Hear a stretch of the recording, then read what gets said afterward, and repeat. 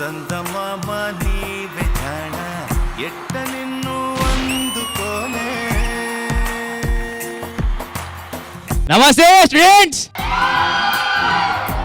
అమ్మయ్య, ఫైనల్ గా శ్రీదేవి డ్రామా కంపెనీకి నా ఫ్యామిలీతోని నా పెళ్ళాంతోని ఇద్దరితో నచ్చిన ఈ రోజు నాకు ఇష్టం వచ్చినట్టు నాకు ఏది నచ్చితే అదే చేస్తా, ఏది పడితే అదే చేస్తా. ఇవాళ నువ్వు ఏది పడితే అది చేయడానికి కాదు, శ్రీదేవి డ్రామా కంపెనీ షో. వాళ్ళు ఏం చెప్తే అదే చెయ్యాలి.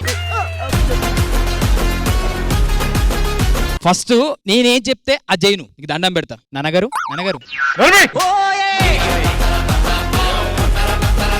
నాన్నగారు నాన్నగారు నాన్నగారే కానీ తాతయ్య అని పిలిపించుకునే యోగం లేదరా నాకు. పిల్లల్ని కడవారా నువ్వు? కనన్నానా నాకు ఎందుకు పిల్లలు చెప్పు, బంగారు లాంటి పిల్లు ఉన్నది చాలా నాకు. వాడి సంగతి సరే అండి, మీరేంటి ఈ మధ్య ఆ పక్కింటి సుజాతతో క్లోజ్ అయిపోతున్నారు? మీకు తెలిసిపోయిందా? ఇప్పుడు పక్కింటి సుజాతకి ఓ కూతురుందిగా. ఉందిగా. ఆ కూతురికి 2 పిల్లలు ఉన్నారుగా. అయితే ఆ పిల్లలు ఇద్దరితోని తాత అని పిలిపించుకుందామనే సుజాతతో క్లోజ్ అవుతున్నా. అది అడిగింది సరే గాని, మీరేంటి ఈ మధ్య పబ్బుకి కూడా తెగ వెళ్తున్నారు, అక్కడికి వెళ్ళి కూడా పాపలతో తెగ డాన్స్ వేస్తున్నారట. పాపలతో డాన్స్ గురించి కాదే, ఇదంతా మీ నాన్నకిచ్చిన మాట గురించే. మా నాన్న ఏ మాట తీసుకున్నారని? పెళ్ళయ్యాక పిల్ల పాపలతో చల్లగా ఉండు నాన్న అంటే సరే మావయ్య అన్నాను. ఇప్పుడు పిల్లలతో చల్లగా ఉన్నాను, మరి పాపలతో కూడా చల్లగా ఉండాలి కదా. ఆటగాడు, మా వాళ్ళ ఆటగాడు కాదు. ఒరే, ఆయన మాట పక్కన ఉంచు గాని, నువ్వు నిజంగా పిల్లల్ని కంటావా లేదారా? నా కూడా పిల్లలతో ఆడకాలు ఉందిరా. దండం పెడతాను, ఎందుకు ఇంత టార్చర్ చేస్తా నాకు అర్థం కాదు. నీకు పిల్లలు కావాలి కదా? కావాలి. అంతే కదా? అంతే. నన్ను పద. మొసలుడే గాని మహానుభావుడు. ఏడికి మీ అమ్మ పిల్లలు కావాలంటుంది. నీకు దండం పెడతా నాన్న, ప్లీజ్. పిల్లలు కావాలంటుంది, నాకు తమ్ముడు చెల్లెలు కాదు.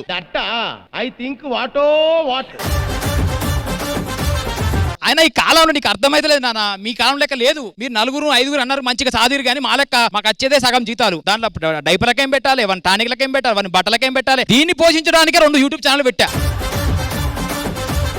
ఒరేయ్, మా నాన్న వంశం నిలబెట్టడానికి నన్ను కన్నాడు, నేను వంశం నిలబెట్టడానికి నిన్ను కన్నా. మరి నువ్వు వంశం నిలబెట్టాలి కదరా?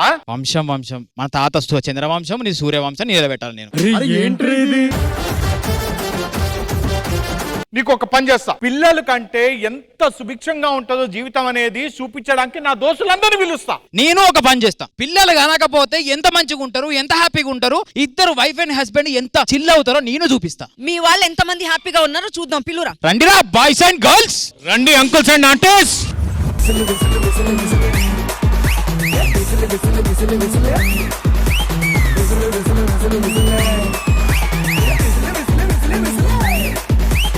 రామ్ ప్రసాద్, చెప్పండి సార్. నువ్వు వచ్చి చాలా మంచి పని చేసావు, కరెక్ట్ టైంకి వచ్చావు. నాకు ఓ విషయం చెప్పు, ఈ ఇంట్లో వాడు ఉండాలా నేను ఉండాలా? అసలు మిద్దరు లేకపోతే షో ఇంకా బాగుంటది. అసలు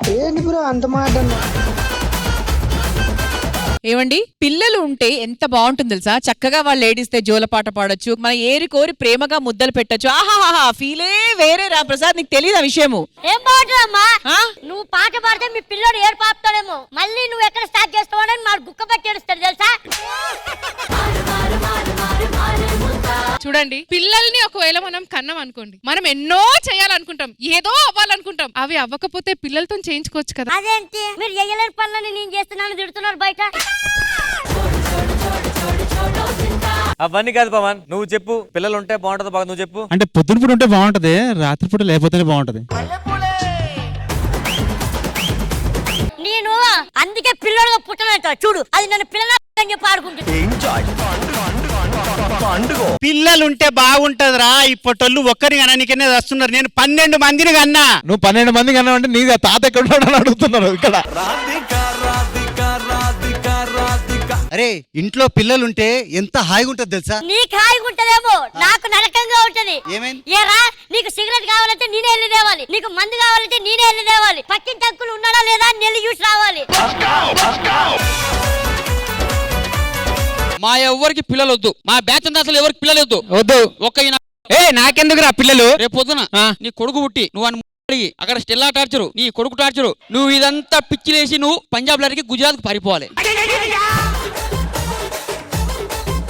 యూట్యూబ్ ఛానల్ పెట్టద్దా? ఎందుకా? గ్లోరీ రాజ్ 777. గ్లోరీ రాజ్ 777 ఎందుకు? నీ బిడ్డ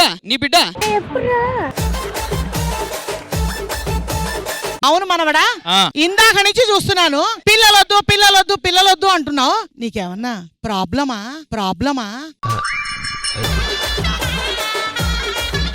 రామ్ ప్రసాద్ గారు చెప్పండి. వీడికి పిల్లలు వద్దంటున్నారు, నాకు పిల్లలు కావాలి, నన్ను ఏం చేయమంటారు నాకు చెప్పండి. తెలిసి గొడవలకు అవ్వదు కానీ నరేష్ ఆ శ్రీదేవి డ్రామా కంపెనీకి ఫోన్ చేస్తారు. Correct idea. Hello Sridevi drama company. కాటు కెట్టిన కళ్ళని చూస్తే కైటులాగా ఎగిరెను మనసే. అయ్య బాబో ఇంతందంగా ఎట్టా పుట్టావే. చేతి గాజులు సవ్వడి చేస్తే చేపలాగా తుళ్ళెను వయసే. తస్సదియా గుండెల్లో నా మంటే పెట్టావే. అరే కలర్ఫుల్ చిలక నీదే కలర్ఫుల్ నడక. ఓ కలర్ సోడ కొడుతూ నీతో కలర్ ఫోటో దిగుతా. అరే కలర్ఫుల్ చిలక నీదే కలర్ఫుల్ నడక. ఓ కలర్ సోడ కొడుతూ నీతో కలర్ ఫోటో దిగుతా. ఎవరు పిలిచారు మమ్మల్ని ఇక్కడ? ఎవరు పిల్లగానే వచ్చేసింది ఇక్కడికి? మేడం మీరెందుకు వచ్చారు మేడం ఎపిసోడ్ కి? నేనెందుకు రాకూడదు? ఈ ఎపిసోడ్ లో చిన్నపిల్లలు వద్దాం అనుకున్నారు అన్నమాట. మీరు చిన్నపిల్ల కదా, మీరెందుకు వచ్చారని. ఒక్క నిమిషం అండి. ఏ మేనేజర్ కొంచెం టైం ఇవ్వచ్చు కదా మేడం కి. ఏమైంది? అరే ఒక టైం ఇచ్చుంటే మీరు జడేసుకు వచ్చేవారు కదా. చూడు ముడి పెట్టుకు వచ్చేసారు. అరే ఇది ముడి కాదు, this is called French bun. Madam bun కోసం ఫ్రాన్స్ దాకెళ్ళారా మీరు?